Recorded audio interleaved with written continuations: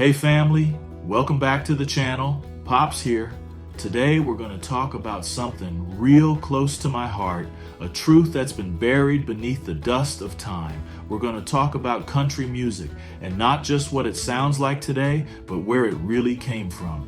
Now I know what some folks might think. When they hear country, they picture a man in a cowboy hat sitting on a tailgate talking about dirt roads and whiskey and heartbreak.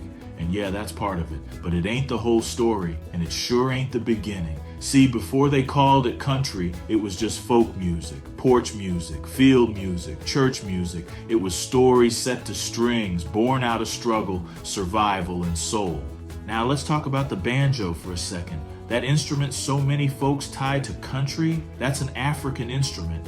Came here through the hands of enslaved people. They made them out of gourds and skin, and they played to keep their spirit alive through the unthinkable. So when you hear that twang, that rhythm that moves from your ears down to your bones, that's Africa speaking through the South. Country music was always a mix of cultures, black, white, poor, rural folks, all pouring their hearts into song. But let's be clear, Black folks helped build the very foundation. Let me tell you about Leslie Riddle, a black man from North Carolina who traveled with A.P. Carter of the Carter family. He taught him songs, melodies, and how to collect music from the people.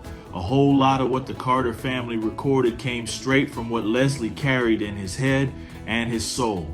But he ain't get the credit in the history books. And then there's DeFord Bailey, first black star of the Grand Ole Opry, harmonica genius, played with such soul he made the room go quiet. But as soon as things got big, they edged him out, like they did so many of our pioneers. You see, the industry made a decision a long time ago. They said, this music over here is race music, and this over here is country. And that's how they divided what was once shared. They separated the sound, and they tried to separate the story.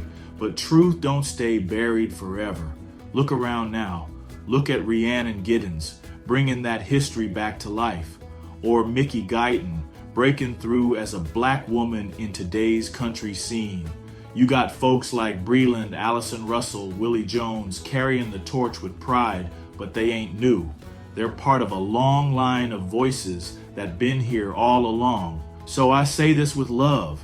Country music ain't never been just boots and belt buckles. It's been calloused hands. It's been gospel roots. It's been banjos from Africa and blues from the Delta. It's been us. We sang when we weren't supposed to. We played when the world tried to silence us. And we kept the rhythm going. So the next time somebody tells you what country music is or who it belongs to, you tell them this. It belongs to the people who lived it, all of us. And black folks been part of that story since the first note was played on a front porch under the southern stars. Thank y'all for listening. If you felt this in your spirit, share it with somebody. Leave a comment. Hit that subscribe. We got more history to tell, more truth to shine a light on. Till next time, stay proud, stay rooted, and never forget where the music really comes from.